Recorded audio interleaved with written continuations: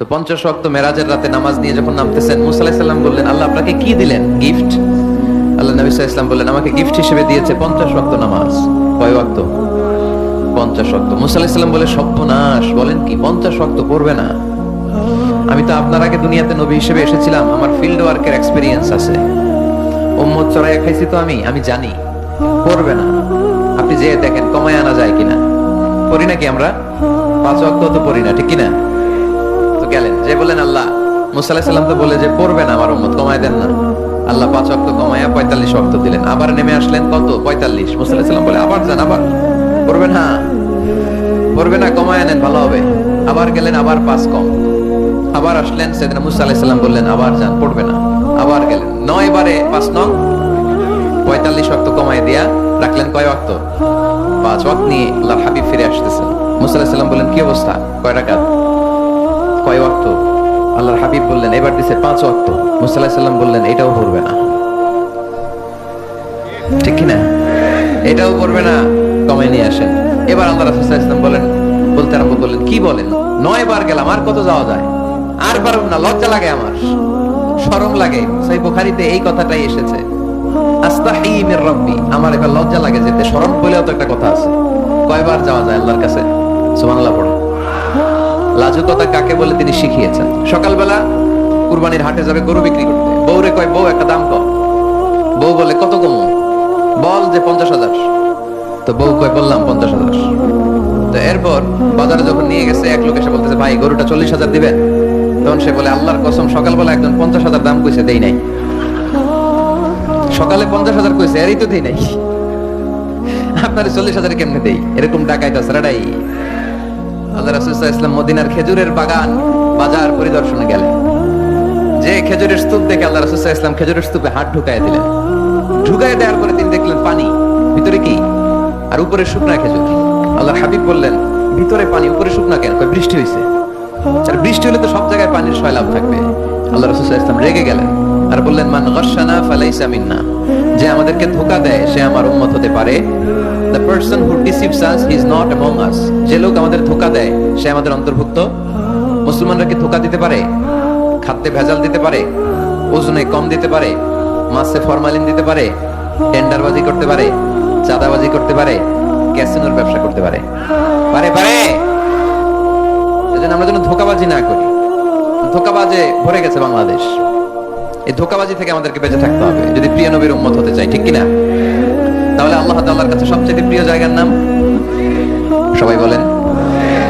আর সবচেয়ে অপছন্দনীয় জায়গার নাম বাজার। হাদিসটা সহিহ বুখারীতে এসেছে। এমন বাজার যেখানে মদের আড্ডাখানা, যেখানে ক্যাসিনোর ব্যবসা, হারাম ব্যবসা, ওইটা আল্লাহর কাছে অপছন্দনীয়।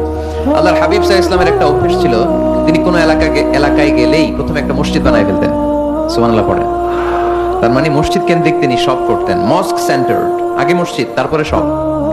যেমন তিনি মক্কা থেকে যখন মদিনায় হিজরতে আসবেন, মদিনায় ঢোকার আগে কোবা নামক একটা এলাকায় তিনি কয়েক সপ্তাহ ছিলেন। ওখানে এই 2 সপ্তাহের ব্যবধানে একটা মসজিদ বানায় ফেলছেন, মসজিদে কোবা। মসজিদের নাম কি? প্রতি শনিবারে তিনি মসজিদে কোবায় যেতেন, ওখানে যে সালাত পড়তেন। এবং আল্লাহর হাবিব বলেছেন, কেউ যদি, আপনারা যখন মদিনা শরীফে যাবেন, শনিবারে যদি কেউ সকালবেলা আপনারা যে কোবা মসজিদে যে অজু করে, ঘর থেকে অজু করে যে 2 রাকাত সালাত পড়েন, তাহলে উমরা করলে, একটা মাকবুল উমরা করলে যেই সওয়াব, ওই সওয়াব আল্লাহ আমলনামায় দিয়ে দিবেন। কোবা থেকে তিনি মাইগ্রেট করলেন মদিনায়। মদিনাতে যেও তিনি একটা মসজিদ প্রতিষ্ঠা করলেন। মসজিদটার নাম সবাই বলেন, মসজিদে নববী। আল্লাহ রাসূল সাল্লাল্লাহু আলাইহি ওয়াসাল্লাম খুব চমৎকার লোকেশন বাছাই করতে পারতেন। লোকেশন তিনি দেখলেন কোথায় করলে ভালো হয়, কোথায় কোথায় কোথায়। খুঁজতে খুঁজতে এমন জায়গাটা পছন্দ হলো, সেখানে ছিল পুরাতন খেজুরের বাগান, ধ্বংসাবশেষ, আর ছিল মুশরিকদের কবর। আল্লাহর হাবিব বললেন, মুশরিকদের কবরগুলোরে হাড্ডি আর কঙ্কাল সহ উঠায় ফেলো, উঠে আরেক জায়গায় দাফন করো। সুবহানাল্লাহ পড়েন। খেজুর গাছগুলো কেটে সমান করো, ধ্বংসাবশেষ ভেঙে মাটির সাথে গুড়িয়ে দাও, এখানে হবে আমার মসজিদ। স্থাপিত হলো মসজিদে নববী। সুবহানাল্লাহ পড়েন। এখানেই 10 বছর বিষ্ণু ইসা ইসলাম ইমাম ছিলেন, খতিব ছিলেন। এজন্য যারা ইমাম, যারা খতিব, তাদের অনেক দায়িত্ব। তারা বিষ্ণু ইসা ইসলামের রেখে যাওয়া দায়িত্ব পালন করছে। আল্লাহর হাবিবের যে চাকরি ছিল, ইমাম সাহেবদের একই চাকরি। আল্লাহর হাবিবের যে দায়িত্ব ছিল, ইমাম সাহেবদের একই দায়িত্ব, কিন্তু তাদের বেতনটা বড্ড কম এদেশে, তাই না? আহা, সামান্য কিছু বেতন দিয়ে ইমাম মুয়াজ্জিনদেরকে আমরা রাখি, এটা ঠিক না। এজন্য টাঙ্গাইলবাসীদেরকে আমি প্রথম যে মেসেজটা দিতে চাই, ইমাম মুয়াজ্জিন আর খাদেমদের বেতন বাড়ায় দেন। আপনার বেতন বাড়ায় দিবে কে? সভাপতি সাহেব, সেক্রেটারি সাহেব, ক্যাশিয়ার সাহেব, বেতন বাড়ান, ওনাদের বেতন বাড়ায় দেন। আপনাদের জীবনে বরকত দিবে কে? ইমাম মানে নেতা। ইমাম মানে কি? নেতার সাথে যদি আমরা খারাপ আচরণ করি, এটা আমাদের জাতির জন্য কখনোই কোনোভাবে কল্যাণকর হতে পারে না। আল্লাহর হাবিব সাল্লাল্লাহু আলাইহি ওয়াসাল্লাম নিজ হাতে মসজিদ তৈরি করলেন। আমাদের মতো টাইলস আর এয়ার কন্ডিশনের মসজিদ, মসজিদে নববী না, এরকম ছিল না। বালুর ফ্লোর। কিসের ফ্লোর? ছাদ ছিল খেজুর পাতার ছাউনি। বৃষ্টি হলে ওই বালুর মধ্যে কাদামাটি হয়ে যেত, আর ওই কাদামাটিতেই দাঁড়িয়ে নামাজ পড়তেন মুহাম্মদ সাল্লাল্লাহু আলাইহি ওয়াসাল্লাম। সাহাবারা বলতেন, আল্লাহর হাবিব যখন নামাজ পড়ে আমাদের দিকে তাকাতেন, রাআইতু আসারা তিনি ফি জাবহাতিহি, আমরা রাসূলের নাকে এবং কপালে দেখতাম কাদার মাটি মিশে আছে। আল্লাহর হাবিব যখন মুসল্লিদের দিকে তাকাতেন, দেখতেন প্রতিটা মুসল্লি সাহাবীর নাকে আর কপালে কাদার মাটি মিশে আছে। তার মানে আমার নবীর বানানো মসজিদ ছিল কাঁচা, কিন্তু মুসল্লি ছিল পাকা। আমাদের মসজিদগুলো পাকা, কিন্তু মুসল্লিরা কাঁচা। পাকা মুসল্লি হইতে হবে, মসজিদকে আবাদ করতে হবে। কি করতে হবে? আওয়াজ করে বলেন, কি করতে হবে? আমরা মিলে, সবাই মিলে যেন মসজিদকে আবাদ করি, আমরা যেন মসজিদ নির্মাণ করি, সবাই যেন মসজিদ আবাদে অংশগ্রহণ করি। এজন্য আল্লাহ বললেন, ইন্নামা ইয়া'মুরু মাসাজিদাল্লাহি মান আমানা বিল্লাহি ওয়াল ইয়াউমিল আখির ওয়া আকামাস সালাতা ওয়া আতাজ যাকাতা ওয়া লাম ইয়াখশা ইল্লাল্লাহ ফাআসা উলাইকা আন ইয়াকুনু মিনাল মুহতাদিন। সুবহানাল্লাহ পড়েন। নিশ্চয়ই মসজিদ আবাদ করে তারা যারা আল্লাহ বিশ্বাস করে, আখিরাতে বিশ্বাস করে, সালাত কায়েম করে, যাকাত আদায় করে, আল্লাহ ছাড়া কাউরে ভয় পায় না, এই পাঁচটা কাজ যারা দুনিয়ার বুকে করে, তারাই হলো আল্লাহর জমিনে মসজিদের আবাদকারী। ঠিক কি না? ফাআসা উলাইকা ইয়াকুনু মিনাল মুহতাদিন। আশা করা যায় এরাই হলো হেদায়েত প্রাপ্তদের অন্তর্ভুক্ত। সুবহানাল্লাহ পড়েন। এদের কাছে আল্লাহর হেদায়েত আছে। পাঁচটা গুণ আর কোয়ালিটিস থাকবে যারা মসজিদের আবাদ করবে। এক নম্বর গুণ, মসজিদের আবাদকারী যারা হবে তারা বিশ্বাস করবে একজনকে, তিনি কে। আবার তাদের দুই নাম্বার গুণ, তারা আখিরাতে বিশ্বাস করবে। মসজিদ যারা আবাদ করবে তাদের তিন নাম্বার গুণ, তারা মসজিদে যে জামাতে সালাত আদায় করবে। ঠিক কিনা? মসজিদ আবাদ করে কিন্তু মসজিদে যায় না, এরকম আছে না নাই? মসজিদের সভাপতি যায় না মসজিদে, সেক্রেটারি যায় না, ক্যাশিয়ার যায় না, আছে না নাই? এটা কি আবাদ করলেন আপনি? আপনি সভাপতি, আপনার তো আরো আগে যাওয়া দরকার। যাবেন মসজিদে। আপনি সেক্রেটারি, আপনি যাবেন মসজিদে, যাবেন যে নামাজ পড়বেন। আপনি ক্যাশিয়ার, কোষাধ্যক্ষ, যান না কেন আপনি মসজিদে? আপনি যদি মসজিদ আবাদকারী হতে চান, রব্বে কারীমের খাতায় মসজিদ আবাদকারীদের সাথে নিজের নামটা ঢুকে নিতে চান, তাহলে মসজিদে যান। ঠিক কি না? এজন্য আল্লাহ বললেন, মসজিদ আবাদকারী তারা যারা আল্লাহর উপর ঈমান আনে, আখিরাতের প্রতি ঈমান আনে, তারা মসজিদে যায়। মসজিদে যে সালাত কায়েম করে। কি করে?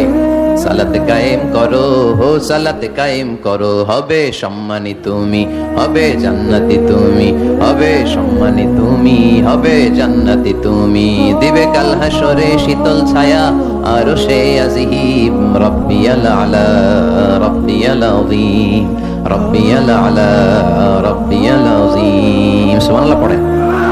আউয়ালু মা ইউহাসাবু বিহিল আবদু ইয়াউমাল কিয়ামাতি আস-সালাহ। কিয়ামতের দিন সর্বপ্রথম যে জিনিসটার হিসাব আল্লাহ নেবেন সেটা কি? সালাত। কুরবানির গোশতের সাথে যেটা খায়, তাই না?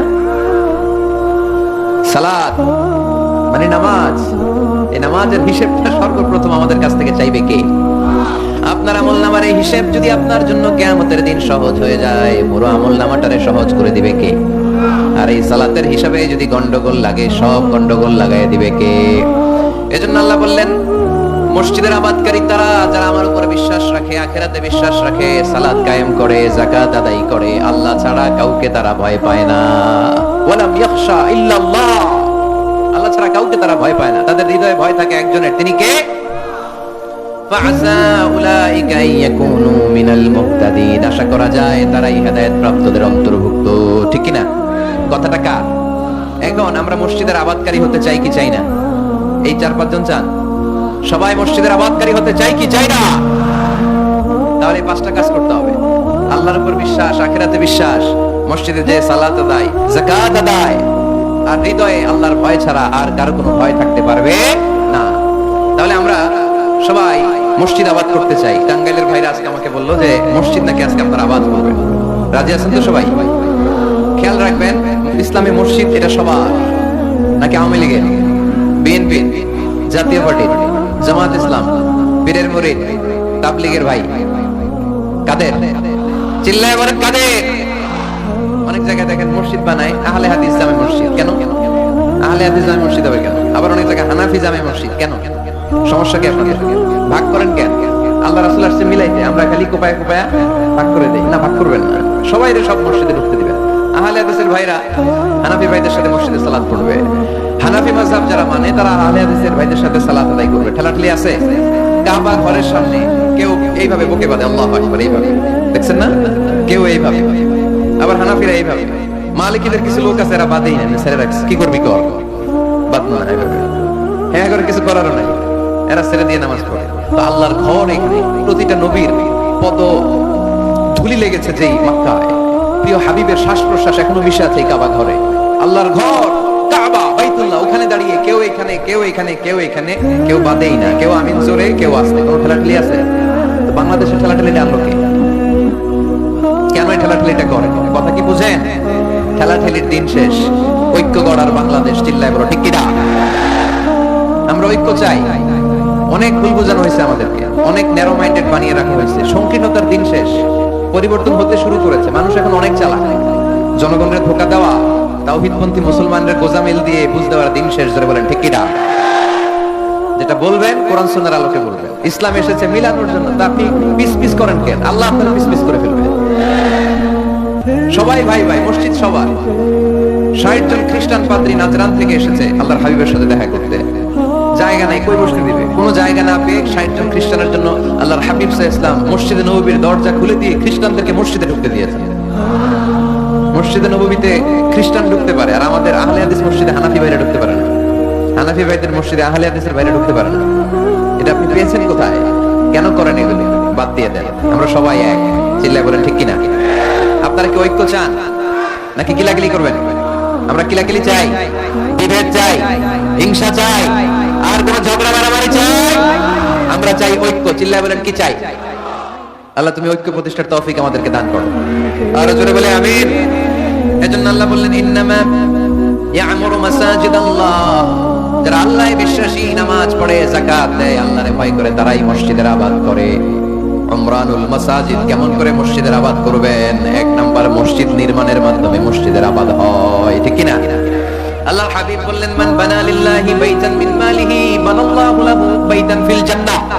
নিজের অর্থ ব্যয় করে যে দুনিয়ার বুকে মসজিদ বানায়া দেয়, আল্লাহ তার জন্য জান্নাতে ঘর বানায়া দেয়।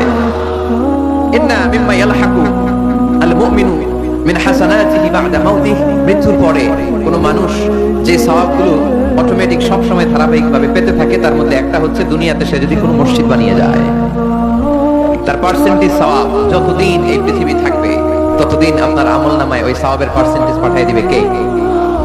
তার মানে মসজিদ আবাদের ১ নাম্বার পদ্ধতি মসজিদ বানানো।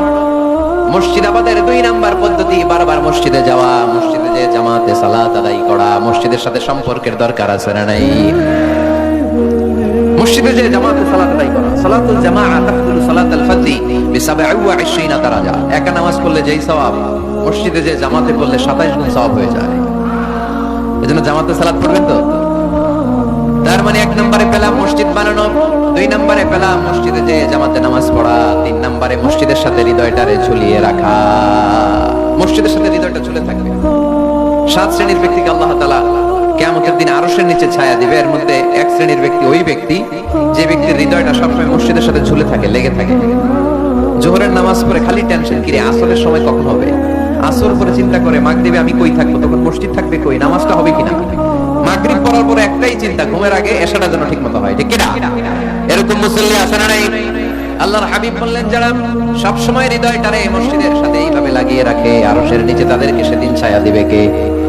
আল্লাহর আরশের ছায়া ছাড়া ওই দিন আর কোনো ছায়া থাকবে নাকি? আকাশের সূর্য মাথার কাছে নেমে আসবে, জমিনটারে তামার জমিন বানিয়ে দেওয়া হবে।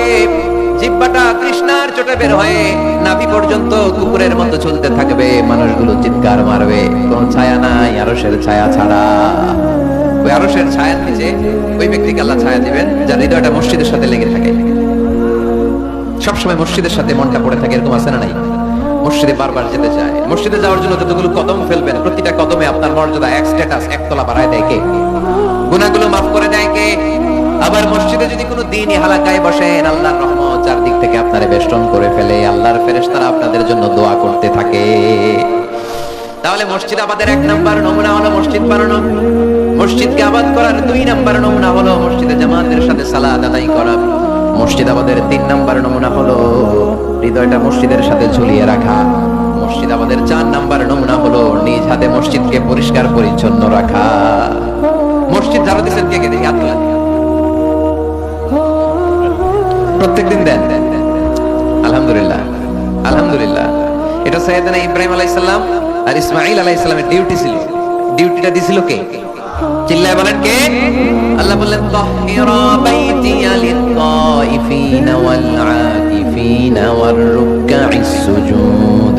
মসজিদেরি ঝাড়ু বারদার ও কামারে হাত শোনো আমারে মুনাজাত। পড়েন, শোনো শোনো ইয়া ইলাহি আমারে মুনাজাত, শোনো আমারে মুনাজাত। পড়েন আমিন। খাদেম ঝাড়ু দিল কিনা? মসজিদের ফ্লোর মুছলো কিনা? মুয়াজ্জিন হুজুর মসজিদ ঝাড়ু দিল কিনা? মসজিদে বালু আছে কিনা? সবাই যে চেক করে।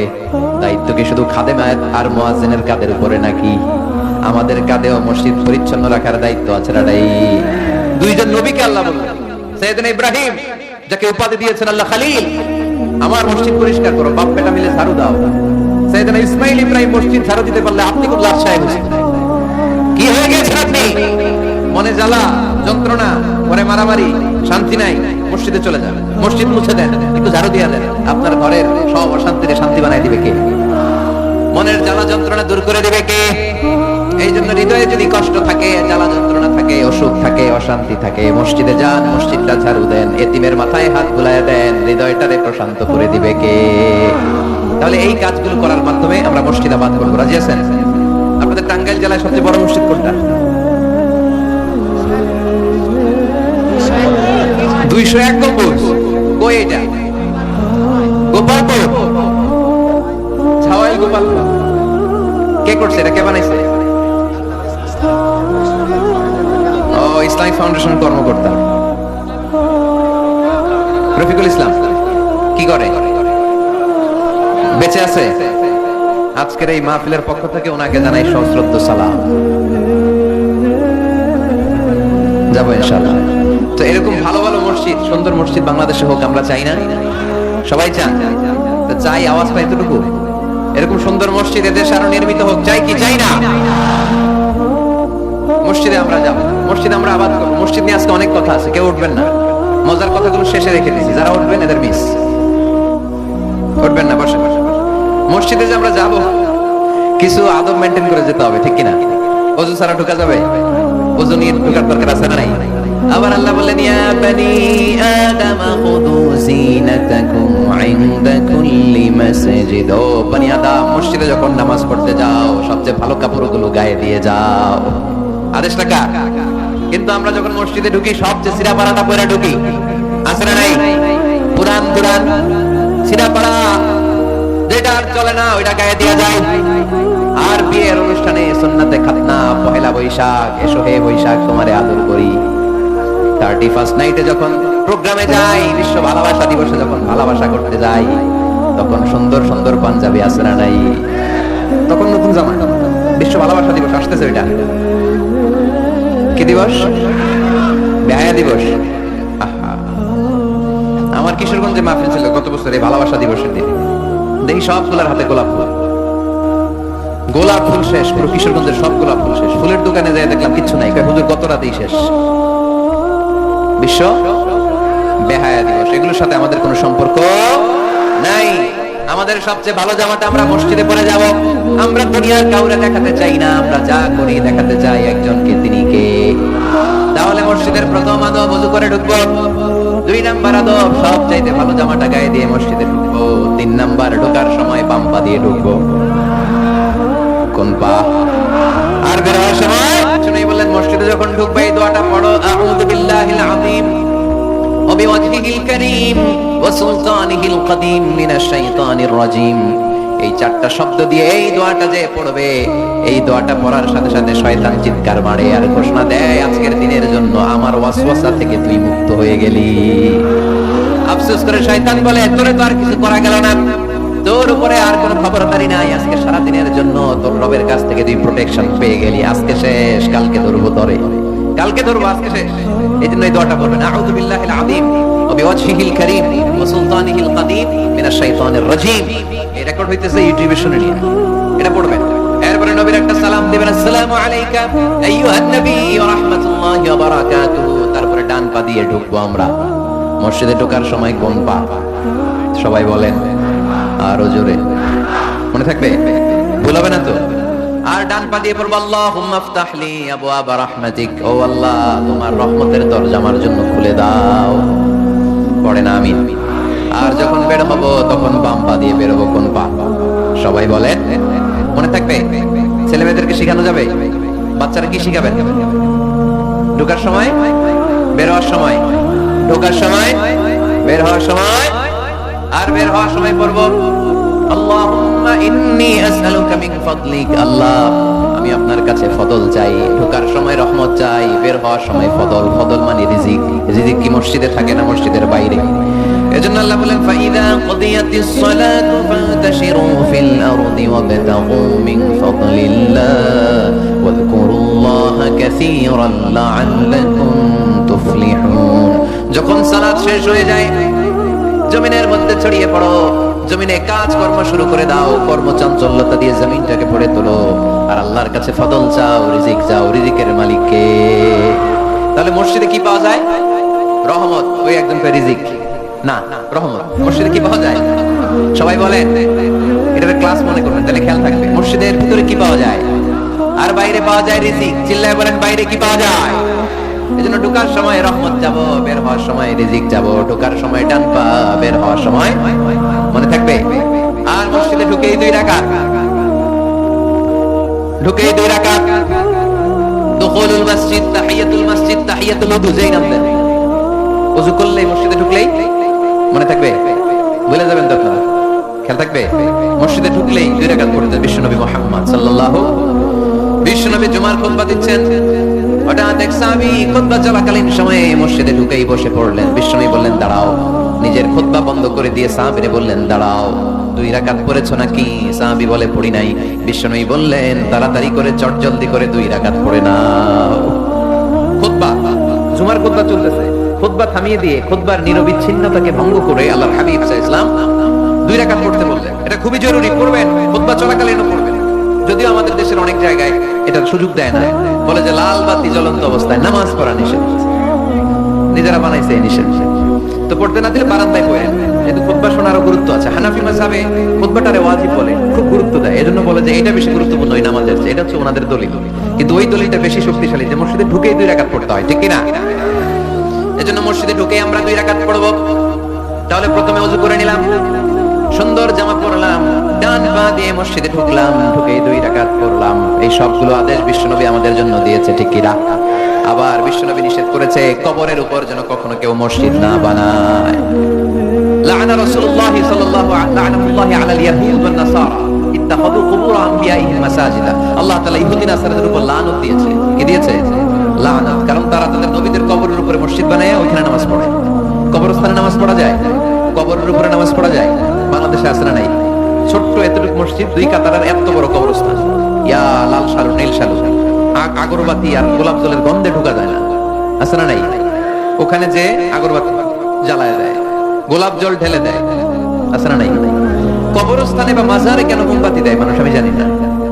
যিনি কবরে শুয়ে আছেন ওনার কাছে কি আলো যায়? মোমবাতির আলো। তো ওনারে দিচ্ছেন কেন? এটা তো যে সমস্ত ঘরে এখন ইলেকট্রিসিটি পৌঁছে নাই, বাচ্চারা পড়াশোনা করতে পারে না, এদের ঘরেই না আপনি মোমবাতি দিবেন। তাহলে আপনার বাবার কবরটারে আলো দিয়ে ভরে দিবে কে? মাজারে যে অনেকে টাকা দেয়, মানত করে, মাজারে টাকা দেওয়া যায় না, মানত করা যায় না, মানত করতে হয় একজনের নামে। চিল্লায় বলেন, তিনি কে? খবরদার, এগুলো থেকে সাবধানে থাকতে হবে। মাজার জিয়ারত করা সুন্নাহ, কবর দেখলেই সালাম দেওয়া সুন্নাহ, জিয়ারত করা সুন্নাহ। এর জন্য দোয়া চাইবেন, নিজের জন্য আল্লাহর কাছে দোয়া চাইবেন, এর জন্য দোয়া করবেন, নিজের জন্য দোয়া করবেন। কিন্তু মাজারে পড়ে থাকা লোকটার কাছে কিছু চাওয়া যায়? আল মাইয়িতু ফিল কবর কাল গরীকি ফিল বাহর, সাঁতার না জানা ব্যক্তি সাগরে পড়লে যেরকম অসহায়, কবরে শুয়ে থাকা ব্যক্তিটা তার চেয়েও বেশি অসহায়। সে আপনার জন্য কি করবে? আপনি তার জন্য দোয়া করলে সে কিছু পাবে। সে আপনার কিছু করাই দিতে পারবে? করতে পারে একজন, তিনি কে? চিল্লায় বলতে হবে তিনি কে? কেউ ফিরে না খালি হাতে, আল্লাহরে তোর দরবারেতে, ঠিক কি না? পড়েন সবাই, কেউ ফিরে না খালি হাতে, আল্লাহরে তোর দরবারেতে। এজন্য কবর কেন্দ্রিক কোনো মসজিদ নাই। আগে মসজিদ, পরে হবে কবর। যেমন বিশ্বনবী আগে তৈরি করেছেন মসজিদে নববী, তার পাশে হয়েছে বিশ্বনবীর কবর, তার বাম দিকে হয়েছে বাকিউল গারকাত, বাকি কবরস্থান মাকবারাতুল বাকি, যেখানে বিশ্বনবীর স্ত্রীরা শুয়ে আছেন, সাহাবারা শুয়ে আছেন রাদিয়াল্লাহু তাআলা আনহুম ওয়া আনহুন্না। তাহলে আগে হবে মসজিদ, তারপরে কবর। কবর কেন্দ্রিক কোন মসজিদ বানানো যাবে? মনে থাকবে এটা। টাঙ্গাইল এরকম আছে যে আগে কোন আল্লাহর ওলির কবর ছিল, এর উপরে বিশাল মসজিদ বানাইতেছে, আছে? নাই, আলহামদুলিল্লাহ, খুব ভালো। কবর কেন্দ্রিক মসজিদ বানাবেন, মসজিদ আর কবরস্থানে গ্যাপ রাখবেন, তাহলে ভেজাল হওয়ার সম্ভাবনা আছে না? নাই। এরপরে বিশ্বনবী মসজিদকে ক্লিন রাখতে বলেছেন। আমারা রাসূলুল্লাহ সাল্লাল্লাহু আলাইহি ওয়াসাল্লাম বিবিনাইল মসজিদি ফি দুআ ওয়া আন তুনাফফা ওয়া তুতায়্যাবা। আল্লাহর হাবিব বলেছেন, এলাকায় তোমরা মসজিদ বানাও, মসজিদগুলোরে পরিষ্কার রাখো, আতর আর সুগন্ধি দিয়ে তোমরা পারফিউম করে দাও, মসজিদটারে সুগন্ধযুক্ত করে রাখবে, পারফিউম করে রাখবে। আরব দেশে মসজিদে বাখুর জ্বালিয়ে দেয়, উদ জ্বালিয়ে দেয়, মসজিদে ঢুকলেই কলিজাটা ঠান্ডা হয়ে যায়, নামাজ পড়তে মনে হয়, কোনো দুর্গন্ধ নাই। এজন্য মসজিদ পরিচ্ছন্ন রাখার দরকার আছে না? নাই। এরপরে বিষ্ণু ইসলাম বলেন, মসজিদের সর্বশেষ আদব হলো তোমরা যখন মসজিদ বানাবা, খবরদার মসজিদকে অতিমাত্রায় ডিজাইন করা যাবে না। অতিমাত্রায় ডিজাইন করা যাবে না। আমরা এতই ডিজাইন করি, কোনটা মসজিদ আর কোনটা কমিউনিটি সেন্টার চিনাই যায় না, আছে না? নাই না, অতিমাত্রায় ডিজাইন না, যতটুকু লাগে। গরম লাগে, এয়ারকন লাগান, নো প্রবলেম। নিচের সমস্যা, সিম্পলি টাইলস দিয়ে দেন। কিন্তু লাইটিং ফাইটিং, লাল নীল বাতি, এই কারুকার্য ওই কারুকার্য, এটা করতে নিষেধ করেছেন মুহাম্মদ সাল্লাল্লাহু। বিশেষ করে মসজিদের কেবলার দেয়ালে। কোন দেয়ালে? কেবলার দেয়ালে কোনো ঘড়ি থাকতে পারবে না, কোনো ক্যালেন্ডার থাকতে পারবে না, সব পিছনে। ইমাম সাহেব ঘড়ির টাইম দেখে দিলেন। সামনে ক্যালেন্ডার থাকলে নামাজের সময় ক্যালেন্ডারের ভিতরে যে মাদ্রাসা মসজিদ, এখানে নজর পড়ার সম্ভাবনা আছে না? নাই। বিভিন্ন জিনিস লেখা থাকে, নামাজও পড়ি, ওইটাও পড়ি, আছে না? নাই। নামাজ পড়ে কয়টা বাজলো, ঘড়ির দিকে নজর পড়ার সম্ভাবনা আছে না? নাই। এই জন্য কেবলার দেয়ালটা যদি সাদা মাটা রাখা যায় সেটাই ভালো। আপনার নজর থাকবে সেজদার দিকে। ডানে একটা নজর দিলে আল্লাহ বলে ফিরে আয়, সেজদার দিকে তাকা। আরেক দিকে নজর দিলে আল্লাহ বলে ফিরে আয়, সেজদার দিকে তাকা। আবার যদি টাইলসের দিকে নজর দেন, আল্লাহ বলে ফিরে আয়, সেজদার দিকে তাকা। আবার যদি নজর দেন, আল্লাহ রেগে যায়, বলে লা হাজাত লি ইলা সালাতিক, তোর এই নামাজের কোনো দরকার আমার নাই। যে আল্লাহ তাআলাকে খুশি করার জন্য সালাত পড়তে আসলাম, উনি যদি বলে তোর এই নামাজের দরকার আমার নাই, তো কার জন্য সালাত পড়লেন আপনি? এজন্য মসজিদের সামনের ওয়ালে যত কম ডিজাইন হওয়া যায়, ঘড়ি, ক্যালেন্ডার ইত্যাদি ইত্যাদি, লেখাজোখা, এগুলো সামনে না, এগুলো পেছনে দিতে পারলে ভালো। ইভেন জায়নামাজের মধ্যেও কাবা ঘরের ডিজাইন আছে না? নাই। এটা ইহুদিদের ষড়যন্ত্র। আমরা বোকাশোকা মুসলমান, ওরা সর্বপ্রথম জায়নামাজের মধ্যে কাবা ঘরের ডিজাইন দিয়েছে। কোন ডিজাইন? আর আমরা মুসলমানরা মনের অজান্তে নিজের কাবারে নিজে লাথি মারি। কথা বলেন, কথা বলেন। এজন্য খবরদার, কোন মসজিদের ডিজাইনওয়ালা, কোন কাবা ঘরের নমুনাওয়ালা, মসজিদুল আকসার গম্বুজওয়ালা, মসজিদে নববীর কোন গম্বুজওয়ালা জায়নামাজ আমরা কিনবো না। আমরা না কিনলে ওদের ব্যবসা শেষ, ঠিক কিনা? ফ্রেশ জায়নামাজ কিনবে। কি জায়নামাজ? ফ্রেশ, সিম্পলি ফুল হইতে পারে, সাদা হইলে আরো ভালো। ফ্রেশ কোন মসজিদ, বিশেষ করে কাবার ডিজাইনওয়ালা তো কিনাই যাবে না। ওইটার মধ্যে দাঁড়ায় আছে ইমাম সাহেব, আছে না? নাই। মনে থাকবে, মনে থাকবে। এজন্য বিশ্বনবী বললেন, মসজিদ নির্মাণ করো, মসজিদের সাথে হৃদয়টারে ঝুলিয়ে রাখো। কিয়ামতের দিন এই মসজিদের ওসিলায় জান্নাতের বাড়ি বানায়া দিবে কে? আবার বিশ্বনবী বললেন, লা তুসাদ্দুর রিহাল ইল্লা ইলা সালাসাতি মাসাজিদা, এই দুনিয়ার বুকে তিনটা মসজিদের দিকে শুধু বিশেষ সওয়াবের উদ্দেশ্যে ভ্রমণ করা যায়। এই তিনটা মসজিদ ছাড়া বিশেষ সওয়াবের উদ্দেশ্যে পৃথিবীর কোনো মসজিদে ভ্রমণ করা যাবে। আপনি ডিজাইন দেখতে চাইতে পারবেন। এই যে বললেন যে কি একটা হইছে 200 কত গম্বুজ, 201 গম্বুজ, সুন্দর একটা বানাইছে, দেখতে যাই, যাওয়া যাবে। নামাজ পড়তে মনে চায় ওইটাই যাওয়া যাবে, কিন্তু ওইখানে বেশি সওয়াব হবে, এই নিয়তে যাওয়া যাবে। You cannot say it in journey expecting special virtue except 3 mosques, the mosque of Haram, the mosque al-Nabawi, the Masjid al-Aqsa, ঠিক কি না? এই তিনটা মসজিদ ছাড়া বিশেষ সওয়াবের নিয়তে পৃথিবীর কোনো মসজিদে ভ্রমণ করা যায় না, তবে দেখতে যাওয়া যায়। এটার আর্কিটেকচারাল ডিজাইন দেখার জন্য, এটার ক্যালিওগ্রাফিক্যাল ডিজাইন, এটার ইকোসিস্টেম, এটা কেমন করে করেছে, কতটুকু জায়গা, ডিজাইনটা কেমন, এটা দেখার জন্য যেতে পারবেন। কিন্তু এই 201 গম্বুজে নামাজ পড়লে সওয়াব 3 গুণ হবে, এরকম ধারণা করা যাবে? বাইতুল মুকাররমে বলে এত গুণ সওয়াব, এই ধারণা করা যাবে? 201 গম্বুজ। আমি দেখতেছি, আপনারা পাবেন না দেখতে। আগে দেখে ফেলছেন? মাশাআল্লাহ মাশাআল্লাহ, সুন্দর। আরো কিছু পরামর্শ দিবে, এগুলো শেষে দিচ্ছি আমি।